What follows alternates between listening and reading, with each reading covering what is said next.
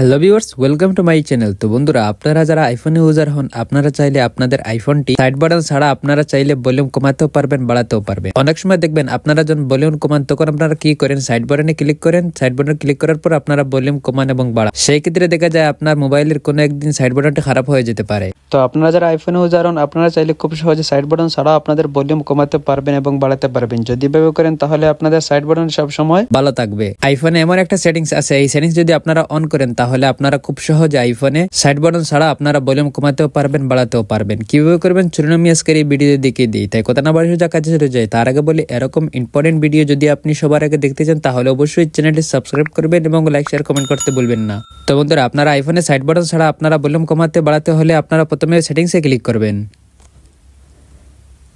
তারপর আপনারা একটু নিচে আসবেন। আসার পর এখান থেকে আপনারা দেখতে পাচ্ছেন অ্যাক্সেসিবিলিটি, এখানে আপনারা ক্লিক করবেন। এখানে আসার পর এখান থেকে আপনারা দেখতে পাচ্ছেন টাচ, এখানে আপনারা ক্লিক করবেন। তারপর উপরে দেখতে পাচ্ছেন অ্যাসিস্টিভ টাচ, এটাতে আপনারা ক্লিক করবেন। তারপর এখান থেকে দেখতে পাচ্ছেন অ্যাসিস্টিভ টাচ শো করছে, তার পাশে দেখতে পাচ্ছেন একটি আইকন দেখাচ্ছে, এটি আপনারা অ্যালাউ করে দিবেন। এভাবে অ্যালাউ করে দেওয়ার পর এখান থেকে আপনারা দেখতে পাচ্ছেন আপনার অ্যাসিস্টিভ টাচটা শো করছে, এখান থেকে দেখতে পাচ্ছেন। এখন আপনার কাজ শেষ, এখন আপনি হোম বাটনে ক্লিক করে বেরিয়ে আসবেন। আসার পর আপনার এই যে অ্যাসিস্টিভ টাচ, এটিতে আপনারা ক্লিক করবেন। তারপর এখান থেকে দেখতে পাচ্ছেন ডিভাইস, এই ডিভাইসে আপনারা ক্লিক করবেন।